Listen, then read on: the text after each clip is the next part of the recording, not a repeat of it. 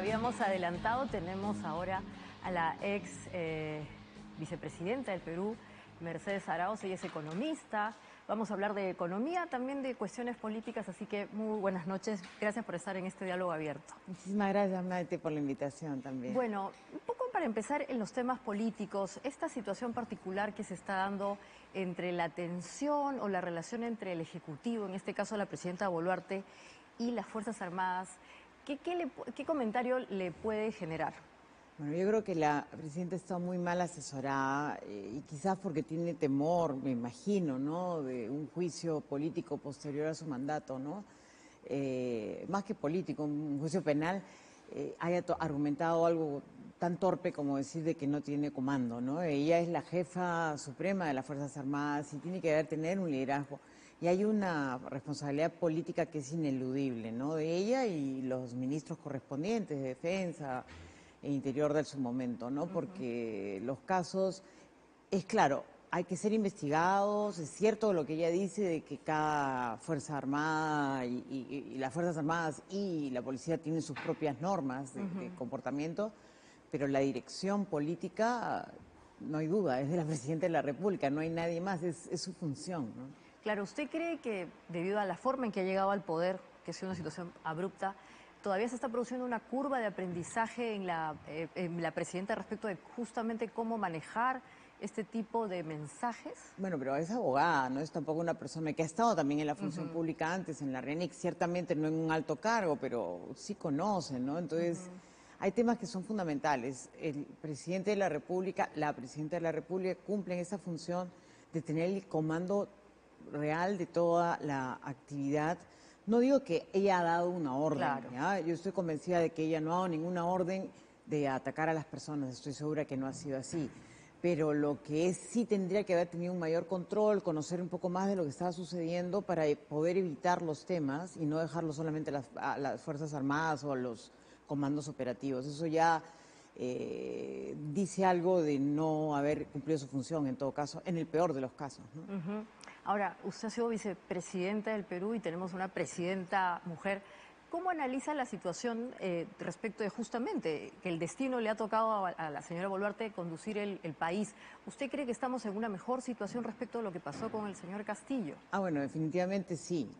Es una mejor situación, pero claro, hay que resolver algunos temas que son de fondo. El señor Castillo tenía un objetivo y fue golpista, y eso es indiscutible.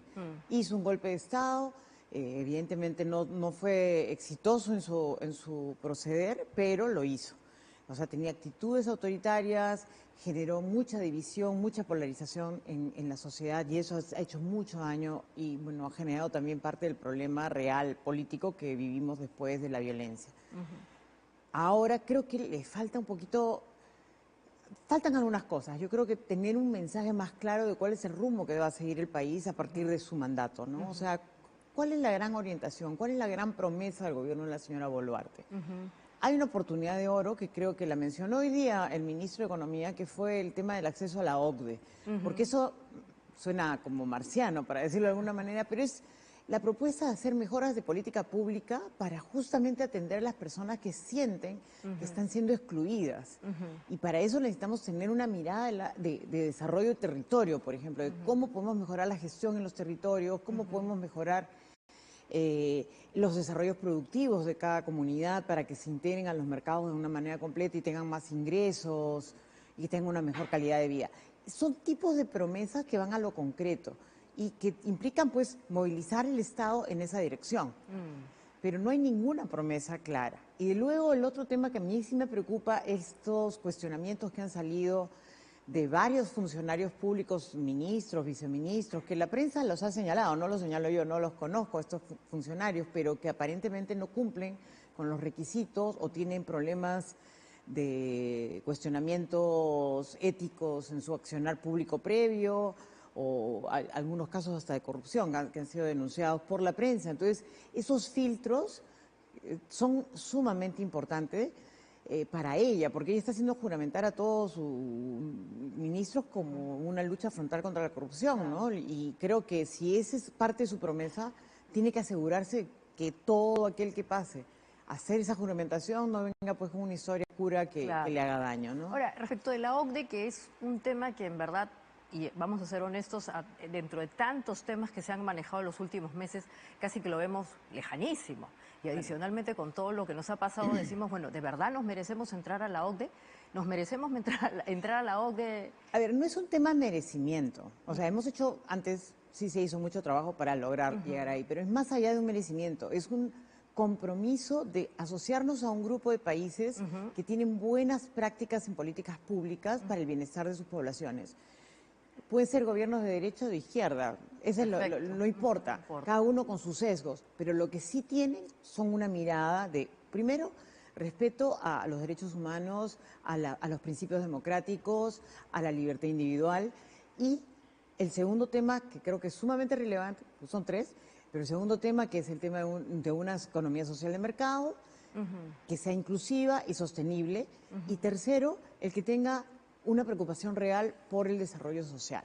Claro. Entonces, esos compromisos de política pública las podemos compartir con ellos, a trabajar, porque cuando nos asociamos a esos países tenemos que cumplir con una serie de requisitos y esos requisitos nos obligan a hacer reformas internas para poder servir mejor a nuestra población. A eso me refería con merecer. O sea, ¿hemos hecho las suficientes reformas o tenemos ese camino como para poder entrar a este club? No, eso sí se había hecho. De hecho, se ha hecho durante un tiempo. O sea, nuestra ambición de entrar a la OCDE empieza más o menos a finales de los 90, digamos 98, cuando comenzamos a entrar en un capítulo que era el capítulo de inversiones, para atraer más inversiones al país y esas cosas.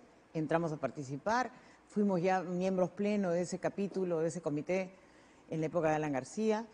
El compromiso se hizo de un plan de acción durante el gobierno de Humala y el gobierno de... Más que un plan de acción, no recuerdo el nombre exacto del documento, pero hicimos un plan de trabajo donde se estaba clarísimo todos los avances y avanzamos mucho más allá de ese compromiso, de esa hoja de ruta inicial. Seguimos avanzando, comenzamos a participar en muchos de los comités, tenemos como un 40%, no, de repente me equivoco el número, pero un número bastante importante de participación en los comités, de diferentes maneras, ¿no? Miembros plenos, miembros participantes, oyentes, pero podemos participar en los comités, pero tenemos que organizar el Estado para ir más allá. Porque una cosa es que nos inviten y otra cosa es ya firmar el memorándum. Firmar el memorándum significa haber accedido y haber detectado dónde están esas reformas y tener al nivel de viceministros de todos los sectores, tener al Poder Judicial, al Poder Legislativo, bueno, hasta la Fiscalía, a todos comprometidos seriamente en este derrotero de reformas. Por ejemplo, ayer yo conversaba con una alumna mía y me decía, no, nosotros en el Poder Judicial ya estamos haciendo los principios de OCDE para poder mejorar este tipo de cosas, ¿no? Y atender de mejor manera al ciudadano. Con prácticas OCDE. O sea, pero era parte de su responsabilidad de cumplimiento. Por eso le digo, entra todo el Estado en un proceso de reforma integral, ¿no? Claro, porque en la opinión pública, lamentablemente, cuando nos encontró la pandemia, no lo hizo de la mejor manera. No. Y aparecieron muchos comentarios acerca de justamente el merecimiento. ¿Qué pasó con esa agenda OCDE? ¿Dónde están esas reformas? Porque lamentablemente la pandemia nos desnudó y demostró que en verdad no habíamos hecho la tarea en una serie de reformas. Frente a eso, ¿cuál es justamente pues la crítica o eventualmente qué falta para que... Falta mucho, o sea, tenemos que mejorar, no nos genera como dije, mejoras, por ejemplo, temas fundamentales en desarrollo del territorio. Tenemos que mejorar todo lo que es la gestión territorial a partir del comportamiento que deben tener las autoridades locales y las autoridades regionales. Pero tenemos que distribuir bien las tareas. Entonces, eso significa reflexionar adecuadamente sobre nuestro proceso de descentralización, que es fallido. Vamos a llamarlo así. Entonces, eso significa no estar en esta distracción de cuántos son los mochasueldos, así es. es una desgracia, y más bien estar pensando en el Congreso cómo podíamos mejorar la descentralización para servir mejor a la población, cómo aprovechar las agencias de desarrollo económico que se plantearon para las regiones, las ADRs, que ya están vigentes, pero cómo aprovecharlas adecuadamente para que realmente se pueda hacer no solamente una planificación, sino una ejecución con presupuestos para hacer posible que los desarrollos económicos en las regiones se den y por lo tanto la gente no se siente excluida.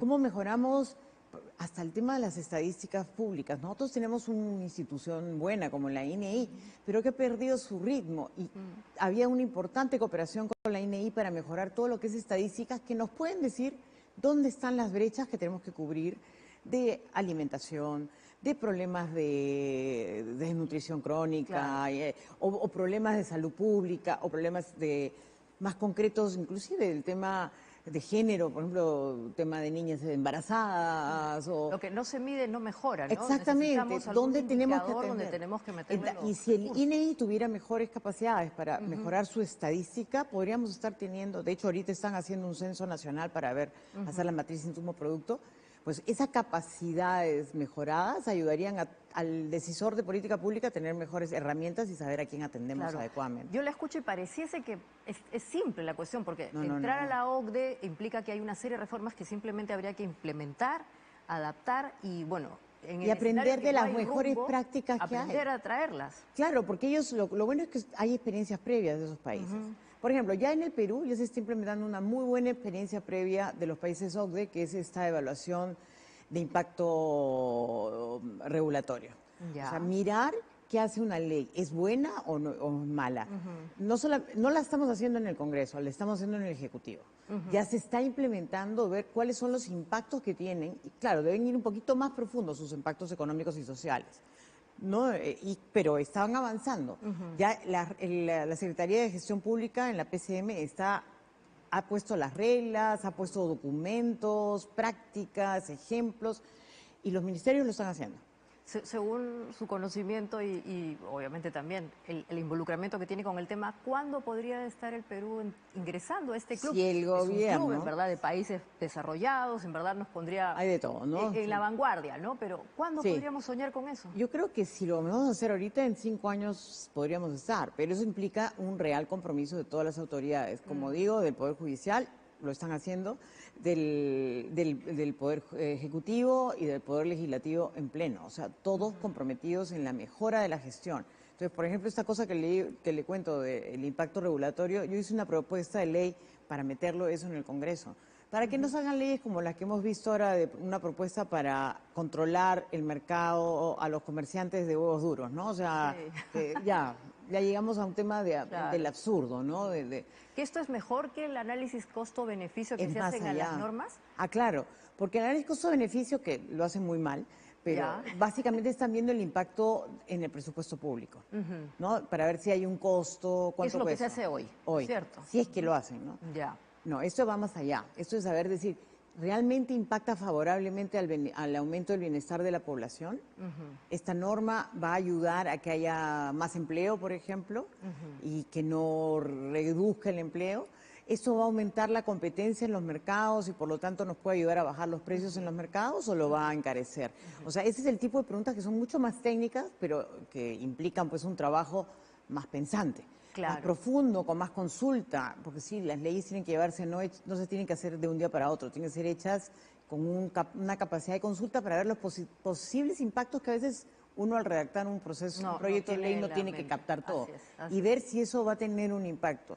Y si alguna norma que hoy día está vigente genera un impacto regulatorio negativo, retirarla. Hay normas del Ejecutivo, muchas que ya comenzaron a retirarse porque justamente pues tienen un impacto negativo y no tiene sentido. Y eso los obliga hoy día en el Ejecutivo, este sistema que se va a implementar, a medirse cada 3 años inclusive, que para ver que si alguna norma que se ha planteado Claro. no está generando lo adecuado, mejor retirémosla o modifiquémosla. Y suena sumamente útil. Ahora, los modelos OCDE, en efecto, estas economías desarrolladas tienen indicadores, en fin, lo hacen muy bien. Y coincido en que no hay exactamente un tema ideológico, digamos que todos lo comparten. ¿Qué le parece lo que ha pasado en Chile, ¿no? En donde en verdad el gobierno del señor Boric ha sufrido un revés importante?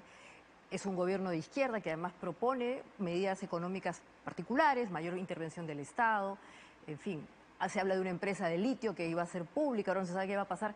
¿A usted le parece que ese tipo de aproximación de régimen económico conversa con el OCDE? ¿Cómo se Yo produce creo que, esa armonía? o sea, lo que pasa es que yo creo que cuando hablo de una mirada donde hay una economía de bienestar más profunda, yo creo que eso es una mirada de izquierda justa y que podría verse así. Pero cuando ya es un nivel de intervencionismo que destruye la economía de mercado y que la hace ineficaz, ineficiente, termina haciéndole mucho daño. Por ejemplo, el tema del litio, para contar la historia, ellos quieren tener una intervención todavía no muy clara, pero a los únicos que los está beneficiando son a los otros países como Bolivia Argentina. o como Argentina, que van a decir, no, acá no les vamos a poner ningún problema a la intervención privada, ¿no? Inclusive hasta Perú, que no tiene todavía muy claro el tema de cómo vamos a trabajar el litio, y es otra forma de explotarlo porque es diferente. Nosotros tenemos uranio encima y otros minerales raros, eso es más difícil. Pero digamos, Argentina y Bolivia se pueden beneficiar solamente por el hecho de que el modelo es más libre, es más abierto, con mejores reglas, más transparentes que el modelo donde hay una intervención directa de una empresa pública, ¿no? Para dar un ejemplo, ¿no? Pero, por ejemplo, nosotros sí pudimos aprender, o deberíamos aprender, del caso de la implementación que hizo Colombia en su empresa petrolera para la mejora de la gobernanza de esa empresa pública, para que haya transparencia, con Petroperú. Para que no nos pase lo que nos está pasando ahora, que tenemos que el MEF tuvo que poner 4.000 millones de soles y poner condicionantes para que mejore su gobernanza y su buen manejo, ¿no? Entonces, la gobernanza significa tener directores independientes, que haya más transparencia en la información, que no se tomen decisiones que no vean como una mirada de economía de mercado adecuada y que no generen un costo fiscal por las puras, ¿no? Entonces, ahí hay un aprendizaje que podemos tener de un país OCDE reciente, como es un vecino nuestro, que tampoco es un país rico, ni mucho menos. Al contrario, es uno de los de menor PBI per cápita en la OCDE, ¿no? Podemos pensar que hay como lecciones ya aprendidas sobre las cuales no hay que entrar en cuestionamientos porque funciona tanto en el régimen A como en el B. Exacto. Y, por ejemplo, hemos hecho cosas buenísimas ya nosotros en avanzada con respecto, por ejemplo, a la ilusión, y la evasión fiscal, que hemos cambiado el tema para poder el intercambio de información, para evitar lo que llamamos este financiamiento de actividades como el narcotráfico y el terrorismo. O sea, hemos avanzado un montón en normativa que puede reducir esa parte de ilegalidad y corrupción que también queremos hacer, evitar, ¿no? Entonces, si nosotros con esa normatividad y bien implementada, con un poder judicial que nos acompañe en este proceso, estoy segura que podemos evitar que los dominios de estos poderes fácticos ilegales ganen terreno, ¿no? Exacto. Y como ex ministra de Economía, ¿cómo ve la situación del país? O sea, hemos pasado por una situación difícil, todavía estamos cuesta arriba. ¿Qué aproximaciones nos puede dar? ¿Qué recomendaría al ministro de Economía? Por el ministro de Economía tocaron todas las plagas, ¿no? Entonces, porque venimos de la pandemia, con unos manejos que lamentablemente fue en algunas cosas bastante desacertado. Tenemos el tema de los desastres naturales, o sea, y tenemos el tremendo riesgo de otro niño, ¿no? Entonces, estos son riesgos bien altos que tiene que estar preparado el MEF, que de hecho está poniendo mayores recursos, creo que inclusive un crédito suplementario para tener en contingencia fondos para contener los temas del MEF, del EFEN, ¿no? Pero creo que algunas cosas se está tratando de hacer a través del impulso a la inversión pública para agilizarla. Y eso está muy bien. Pero creo que hay un problema serio. Es la imagen de estabilidad del país que tiene que mostrarse al mundo para que el inversionista sienta que este país es atractivo para invertir. Y el inversionista nacional también, porque hasta el pequeño agricultor, la señora que tiene una bodega va a decir, oye, ¿me arriesgo o no arriesgo mi plata? ¿No? Entonces, para dinamizar eso, no podemos seguir dependiendo solamente del consumo interno, porque lo que está pasando es que el consumo interno, que es bastante ligado al mercado informal, está como también débil, ¿no? Va a crecer 3% más o menos este año, según las cifras del MEF. Y la inversión privada no crece.